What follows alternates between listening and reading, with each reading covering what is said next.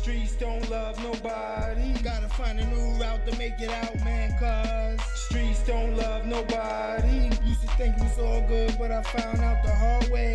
Streets don't love nobody. Used to think the streets was all I knew, but streets don't love nobody. Nah, streets don't love nobody. Yeah. Welcome back to Reality Poet Television. Viggz, if you don't know me, you should. Pass it on to the co-host over there. I am Raw, the one and only. And this is our guest, Al. Tell him who you is, Al. Open Doors Reality Poet, Port Open Doors. You know, I've been around here for some time, or as well as in Cola. And it's been a journey. So how did you like living in here when you did live in here? And how was it coming back knowing you lived in here at one point in time? So, man, at first, we'll start from the beginning, like just the first night. First night, it was late night, coming from the ambulette. And, just getting in the entrance of the building, it was just dark, it was shady, had like a gloomy feeling, like nobody was in the hallway, like besides, the security desk right there. And then I would just scroll down the hall. And like when I got to my unit, even just going through the halls and everything, it was just a gritty feeling. I'm like, yo, this shit just felt emptyless. Like even getting in my unit, I'm like, damn, yo, like this shit different. Like I felt, I'm like, yo, I'm too young for this shit. I'm like, yo, this shit different. Like this shit was a wild night. Like I just felt like everything was just chaotic, you know what I mean? To like the nurses giving the medicine and this and that. Like I'm just witnessing everything all at once.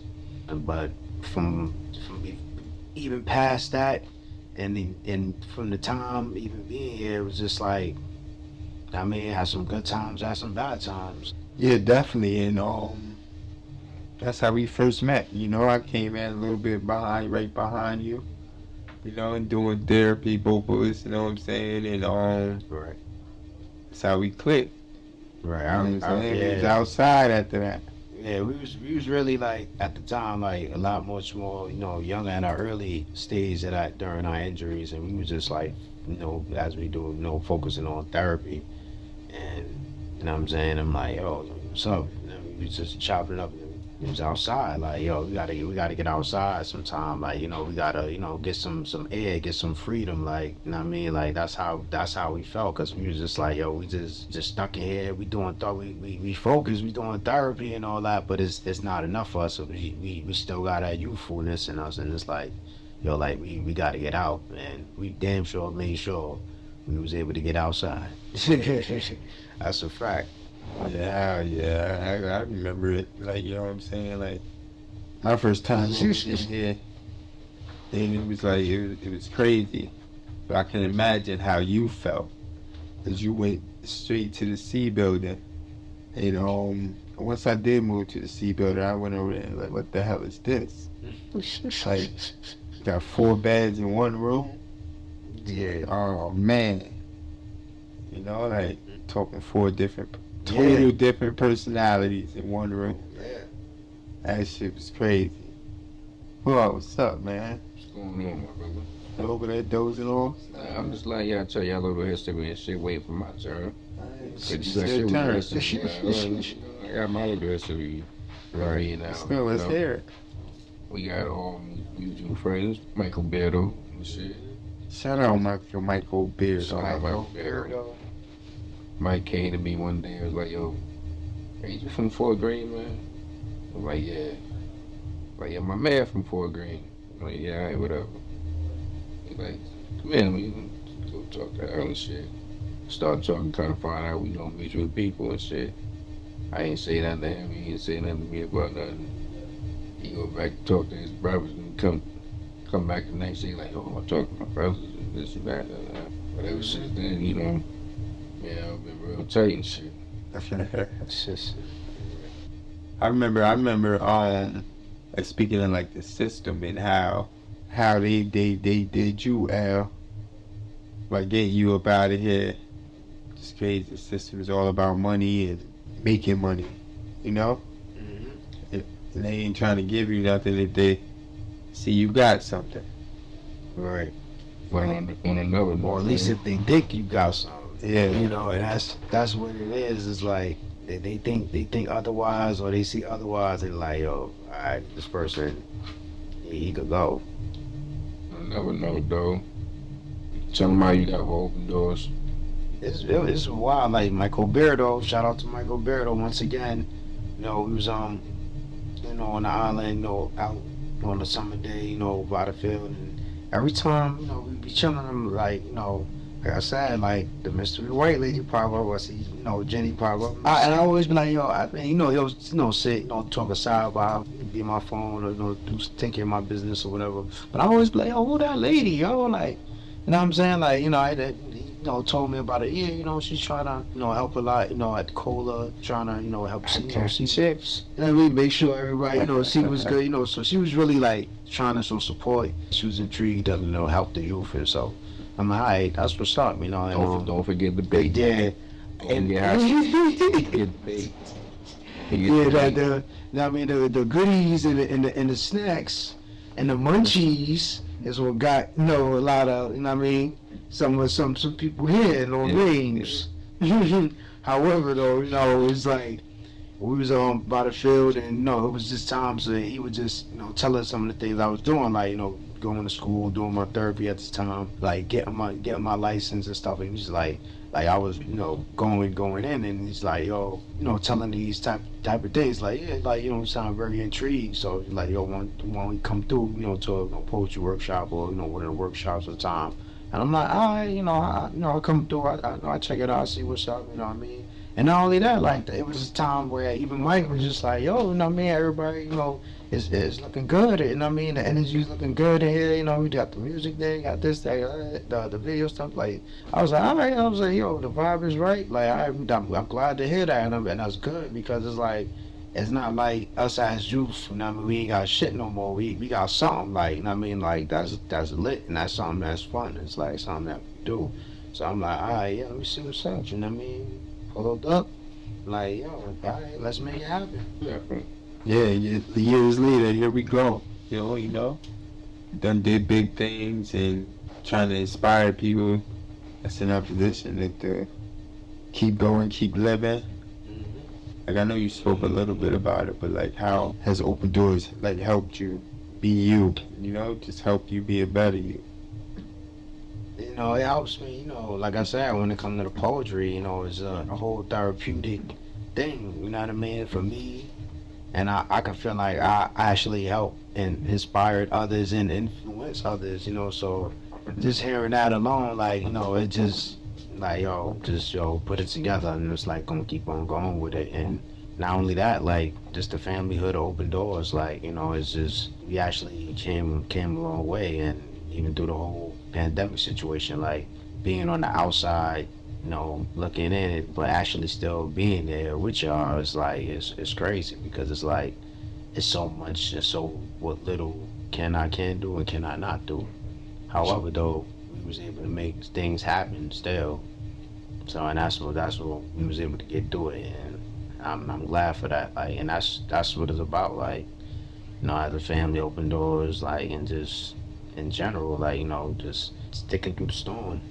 Shout out to you for your outside support during the COVID Man, situation. when you do that, you sound like a frog in my ear, man. Man, shut up. got the clear, man. I got the clear. But anyway, shout out to you for your participation and helping us, man, with the COVID situation and shit. Helping with the movement. You know, you was outside, brother, every time they needed you, man. So your support was definitely appreciated. Thank you, man. It's been much more now, because, you know, even our mission from the beginning, you know, speaking about gun violence, and, you know, our mission kind of shifted, but we still forever, you know, support, and we all speak about gun violence. Well, it's since the COVID, it's just been more about, like, a lot of, like, nursing home rights, and, like, just actual, like, in-home living centers and living places rights for the seniors, elders, and the youth, and the young, because, like, we all in it, and it's like, damn, like, you don't think, like, It's young people in nursing homes or in some of these facilities or these places, but they really be. And some of these places don't really got some of that like access. I would say maybe Cola has or any other probably nursing home might have. And that's kind of like a big downside because that really could lead to like a deep depression and a deep space where nobody want to be at, just alone or feeling by yourself. Definitely deep depression when you ain't got no outside support. Yeah, definitely. Being that, us three is victims of gun violence, Survivors of gun violence. Yeah. I don't really like you're right. Survivors. I really don't like to use that term. Even for any and everybody, like let's always step away from that word victim. Let's use the word survivor. Let's really take that to heart, everybody. Definitely. Yeah, you're definitely right. What do you think we can really do to help this bullshit that's going on, especially like that's affecting our communities? You know what I'm saying? Like they not really. They don't put everything on the news. That's a fact. That really be happening, like in our communities. They pick and choose what they want to broadcast. What do you think we can do to like help stop it? I mean, it's a lot to like try to say let's get this to the mission of us like stopping gun violence. And the awareness is out. And I see it a lot more every year. Like it gets a lot more stronger. However, the violence is still, and the gun violence is incredibly high. It really needs to be a lot more youth centers. I honestly believe, not just places like Boys and Girls Club, but actual like youth centers where it's like mentors and actual like people that could actually guide youth, not tell them what to do, but let's have these programs and these access for them, to learn things on hands-on and get them prepared for not only just college but just the future themselves. Like even if you choose to go to college or not, everybody just like to do different things. That people be just hands-on and they can find great hands-on careers. So let's get them started to get them into activities and things they like doing, like that's positive.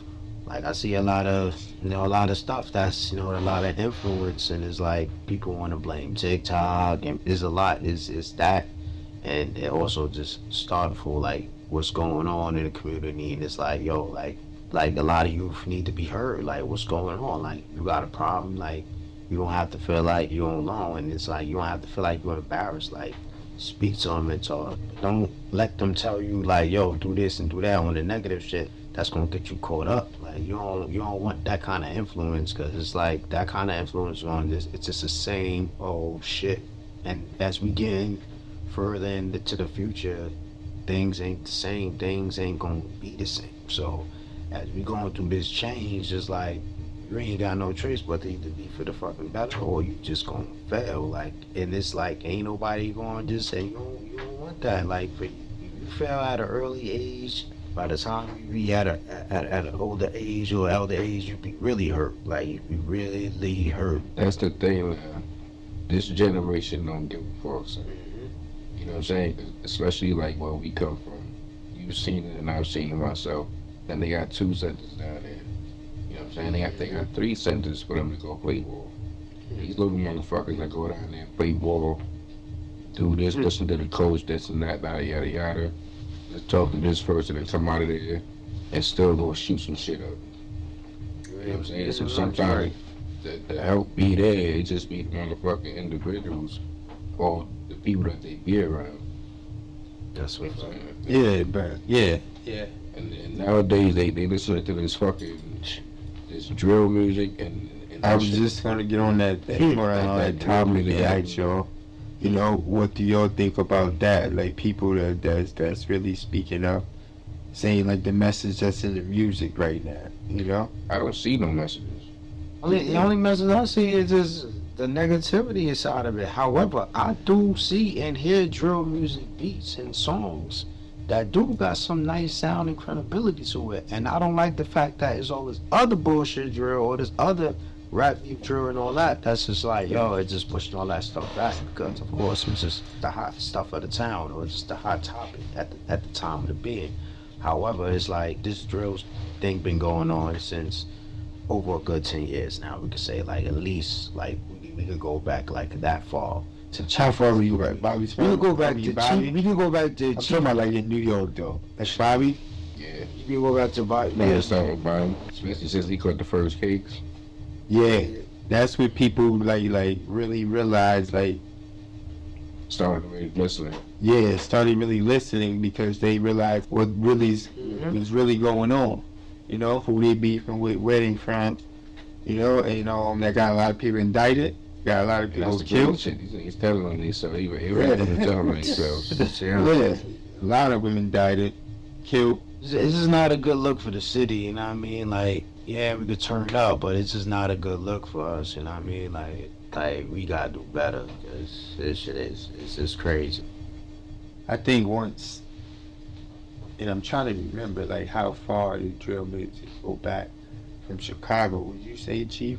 I would say Chief Keef, Yeah. but there's some artists that supposedly said that, I mean, but just around the Chief Keef. You know, and it's a lot that the news don't show, like up and coming rappers from Chicago, like from Chicago. like yeah. somebody was showing me a video from a rapper from Chicago that was, dude was wild. Oh, I forget his name. He pulled out a crushed up Percocet on the interview and just, he was young. Oh, yeah.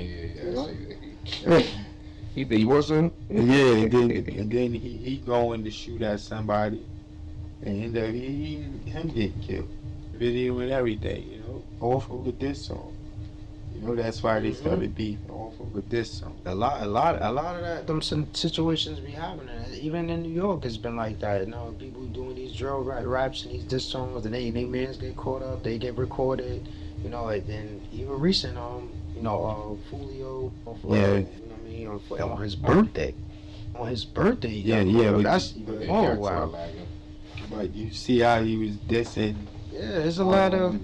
Yeah, I listen to his music all the time. He was dissing Cole. Him and Kodak had a fallout. Nah, Yeah. the kid that they was That's wild. 22, died on his birthday. Mm-hmm. He And this Fulio. is 22, and Fulio dies on the 22nd of the month on his birthday. That's wild. But it wasn't his birthday yet, but he had the party on the 22nd. He was posting on Instagram saying, come through. That's wild. You know, and they be in so much beef, but giving up their location. Yeah, that's the crazy shit. You know, like you must not care about life. Yo, it's been so many artists that passed away this year, yo. Like, anytime I'm seeing social media, like, all over the United States, I'm like, yo, this is crazy, yo. It's like, It's crazy about like our generation. Like our generation, even if we had like Instagram and social media coming up, as soon as we would have seen one person downfall from posting a location, that would have been a rule. Never post your location. But now it's like they don't learn. You know, they don't learn from other people doing it, and then they getting killed. Or just taunting people on Instagram. they gotta get them numbers, Some that's what motherfuckers they just Yeah. don't care. That's what it is. It's the numbers. They gotta get them Yeah. numbers. They just don't fucking care. Yeah. They love that clout. They want them views. Gotta have a clout, huh? Gotta have a clout. Nowadays, everything is about going viral. Wherever you go, you know what I'm saying? People pull out their phone. That's the first thing. Matter of fact, you know, being in his wheelchair and being out, so many people that almost ran into me just because they on their phone. All the time. Yeah. And then look at you crazy. Nah, sometimes if I got the motorized, I had it on. If not, like, yo, shout at them, like, I mean, get their attention. Like, yo, man, pay attention, yo, look what you doing, like, you know what I mean? Get them to focus, like, yo, you gotta pay attention out here, man. Look what you doing. Especially like when I was I in ain't saying Times shit. Square one time. And it's like you can't maneuver in Times Square like that. You got a million people. And there's people just walking with their phone looking down like, oh man. And looking at me like I'm doing something wrong. That's why you got Chapman one time. And they would do that shit again. You not saying excuse me, nothing. Man. just what's in that phone be more important. It's like if they calves clipped, it's over. I remember when it used to be so hard to get a cell phone. Damn, so I think that made me feel old. You know, when they had the big Nokia. Yeah, I remember those. I had a nice, a small Nokia. You have to get credit checks and all that. You know what I'm saying? Shits wasn't even color screen. Yeah, when you was young, you only really, if you did have a cell phone, you had to get it from your moms or your pops. You know what I'm saying? Because they got one. I was texting though. I didn't have like the Nokia with the green screen. I had the Nokia with the blue screen. That was the fire. Like, you know what I mean? But I was texting, but the way that the text was, it wasn't like how easy how it was today. We had social media. We had social media. Social media was MySpace. Like, and they had Twitter. Yeah, it was Twitter that old? Yeah, I'm pretty sure they had that shit right. Yeah. MySpace and AOL, that was like the social media, like. But it wasn't big. What platform you think like made it big? Would it be MySpace? I mean, for the kids, for the youth, I think MySpace. It was MySpace. Yeah, MySpace was it. Once again, it goes back to fucking what they see in these videos. Because once Jay-Z started talking about the Motorola, you all that shit, the Skyface, whatever. Yeah. Everybody went on. Then when that phase went out, they wanted whatever came out next. You wanted a two-way, you got a two-way. You wanted a three-way, you got a three-way. Yeah. Then came out, then came the Blackberries and then the Nextels and all that shit. Mm-hmm. So, people ride the wave or whatever it is for that time. I remember I had the first iPhone, I remember. It's crazy how a lot of influence come out of music. Yeah. Facts. A lot of influence. Clothing. Definitely clothing. I blame Lil Wayne for that tight clothes shit. You can't go to the store and get a decent pair of pants because of them niggas, right? Everything's skinny. Trust me, I just had the same problem the other day. Yeah. Everything's skinny, and then when you look for like a nice straight leg, all the good designs is in skinny jeans. Yeah. They trying to force you to that life. Streets don't love nobody. Gotta find a new route to make it out, man. What's going on, y'all? Welcome back. We got a guest with us, reality poet with us. I'll let her introduce herself. My name is Shannon Nelson. I'm an Open Doors member and reality poet. I also do the movement on Instagram. And what's the movement? That's about anything about politics to anything with history to what's up and coming events and stuff. It's all about anything that's going on, pretty much. Okay, so tell them how you got involved in Open Door.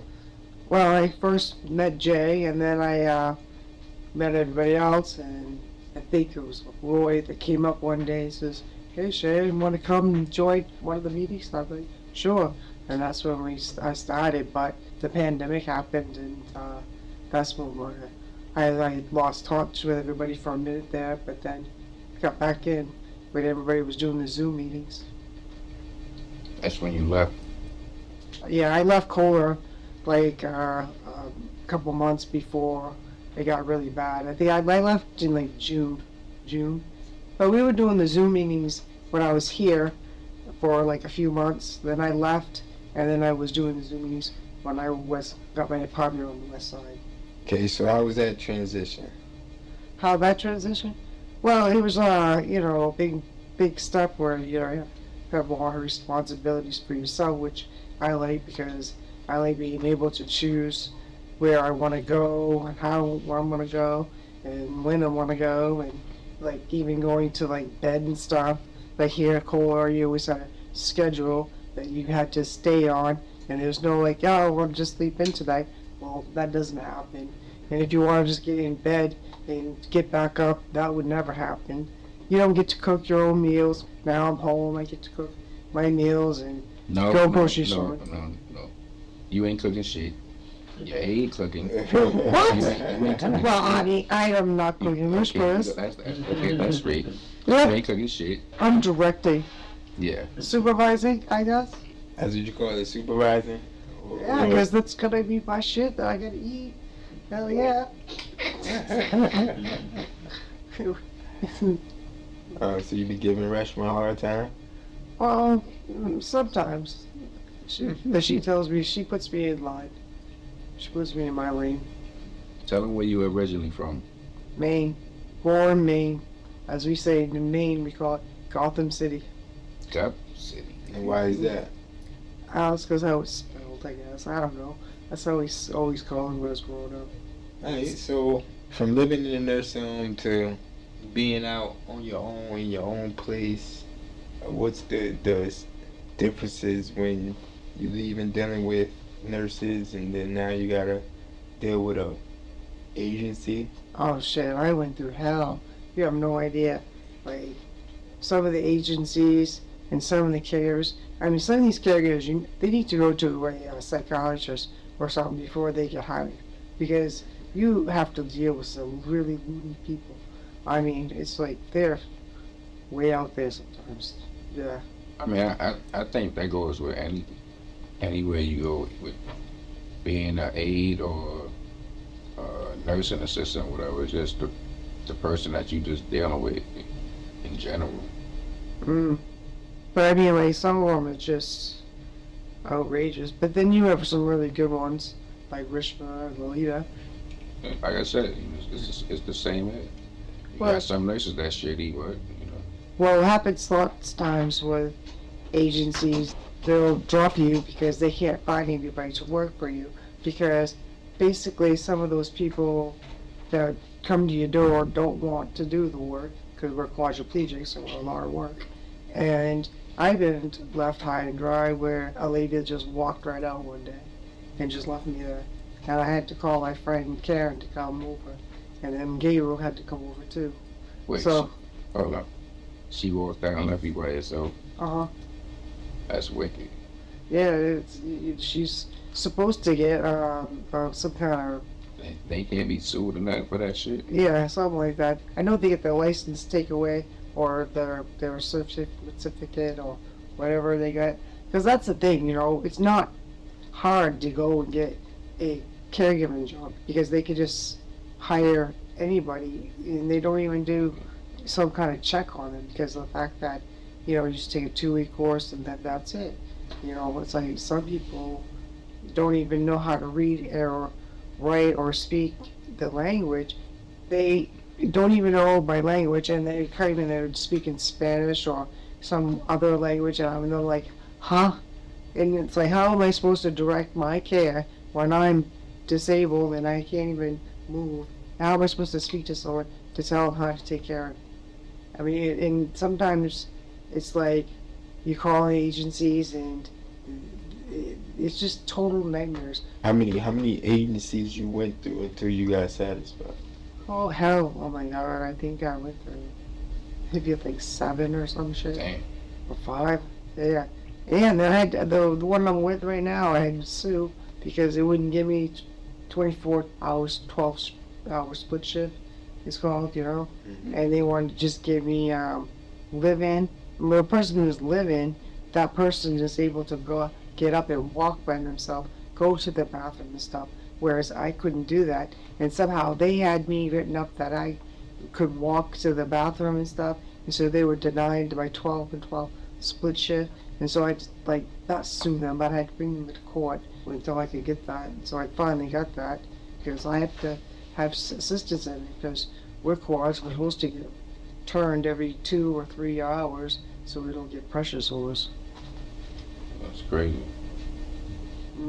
Yeah, it's different from having to deal with what you got to deal with in here to think you about to go home and receive the care that you need, and then having to go through about 7 agencies and then taking one to court just to give you what you need. Like, how would you speak on that? Like, how would you... Well, the big thing was they didn't like the idea that I smoked marijuana, and they gave me a hard time about that. First, I had a license for it, and then second, it became legal, and they were denying the fact that I could have the right to smoke. I mean, what I hate about the stigma is that, 1, it's my medicine, and 2, it's legal. So why I'm old enough to smoke it? So why am I not allowed to smoke it? And I understand like the AIDS don't like it, the smoke and stuff like that. But I mean, if you're doing everything possible, like I would do, I would smoke in my room, shut the door with the air purifier, with the windows open, and try to accommodate as much as possible. But like a lot of the insurance companies, they don't like it, and so they try to get rid of you because of it. I mean, what the fuck do they expect? You got people that smoke, so how the fuck they expect like just think everybody just not gonna smoke or don't smoke? Nah, fuck that. Yeah, I know. I mean, Like you said, you can try to accommodate them and close the door and smoke in the room and all that shit. They stay in their own area, but other than that, you in my house. I hear you on that one. So how you doing with that? I ain't smoking good. Well, there's like cool people around me that understand, so. You lucky. Yeah, I am lucky. It's taking a while to get like where I am right now, comfortable and stressless. You know what I mean? At least you comfortable now. Yeah. You ain't gotta deal with the bullshit. Yeah, you have to do a lot of bullshit when you're disabled. It seems like it. That's the only thing. It sucks. You got 2 good A's, right? Yep. So when are you thinking about moving out? Right now, as we speak, but it's not easy to get out. Especially when they claim they don't got the money for subsidies until November. I feel like a hostage in this motherfucker. I was hoping that bill would pass so that people that had, a criminal past or that are in nursing homes that are disabled and stuff like that could, get that wiped off, so that they would be able to get housing and shit. See, but that's the thing, though. That's what fucked me up, because when I went for housing and applied and they did find me an apartment, my criminal background popped up, which it shouldn't have, because I haven't been arrested in over 7 years, more than 10 years, you know what I'm saying? Even if you do have a criminal background, after there's a stipulation of like 7 to 10 years that housing shouldn't even fuck with you for your criminal background. I mean, it's just ridiculous. The system seems to just suppress and just keep people down, and it's like, and then they want to keep you hostage in these places so that they can just make money off your Medicaid. It's just a sick cycle that's going on. My thing is, I definitely got places hitting me back. It's just the fact of getting them this proof of subsidy, which I'm ready to just say it'll kick in when it kick in. Just pay it. But yeah, the buildings I applied for, yeah, they're not cheap. Nice buildings. They not cheap. Are they co-ops? Some of them. And then some of them is just these new buildings where they get a tax write-off if they put people with disabilities into them. But like everything is to make money. Because then they ask you to pay for the background check. And it ain't a guarantee if you're gonna get the apartment. So you in a lottery pick, hoping you get picked for a fucking apartment, and you paying for that shit? For the background check, once they pull your app, Get the fuck out of here. Yeah, they had to pay for that too. I remember that. Yeah, once they pull your application. That's wild. And you you think they pulled 17 applications to make 17 people pay $100 and something for the background check, which is not that expensive. It's a money making thing. My thing is like, do y'all really want to give people with disabilities these apartments? Do y'all really?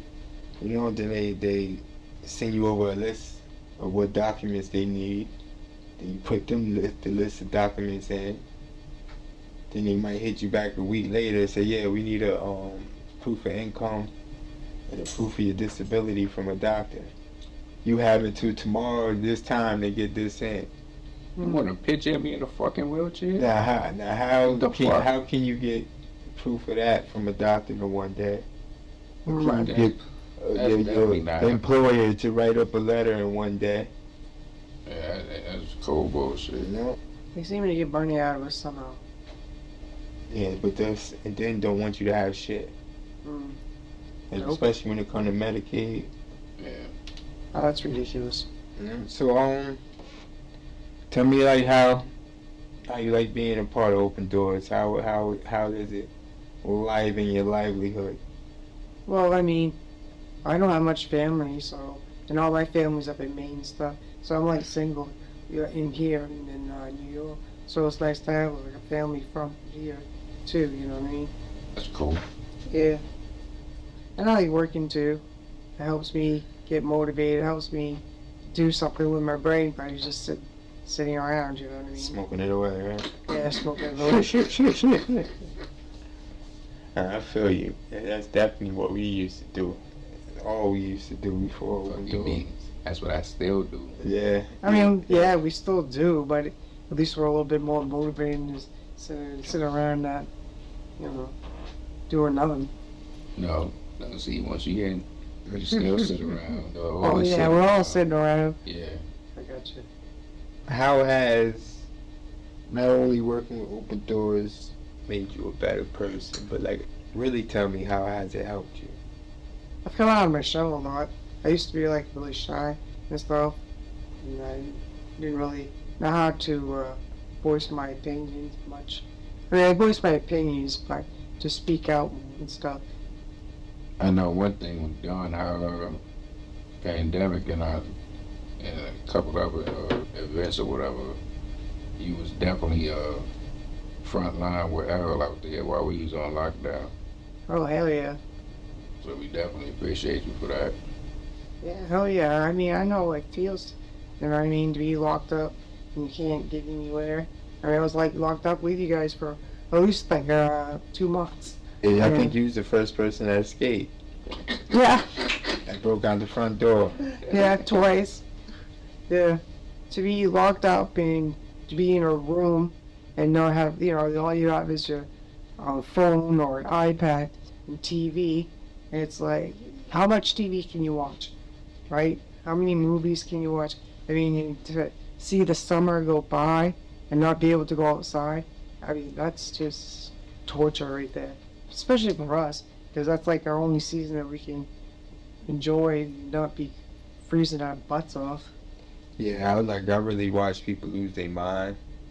I mean, they say like things you go through in life make you stronger. I grew up, really being locked in a room, in prison and all that type of shit. So that's why I was able to really mentally. I seen a nigga die just to leave depressed. Yeah. Well, I was losing my mind. I was tweaking out. That's why I just escaped. Shit. I don't know if I could deal with prison. If I had to escape this or something. When I don't- we ain't escaping it. Yeah. Not in America. Not there. No. Very few done it. No Shawshank Redemption. Not at all. Now, ain't no going out the front door and them not stop. Oh, they gonna stop you Oh, I'm sure. with force. Hell yeah. But yeah, that's how I was able to deal with it, and that's also how it made me realize that this shit wasn't right. Because nobody was here criminally put here. People were just here for their own medical reasons, and it's like you run these like institutions, incarceration institutions, like it's crazy. I see them like how they pamper it, try to make it not look like it, but if you really pay attention, it's the same shit. Yeah, I mean, at least here at Cola, we were able to go outside. Where, like, to other, like, ones like Isabella, where you had to sit on the floor, you couldn't even go out. You had to get a pass, and you had to have someone with you just to go outside. And it was nuts. It was just like you were really in prison. Oh no, it's definitely more freedom here than it is in a whole lot of nursing homes. Like you said, if you ain't got a visitor coming to get you, you gonna go through it.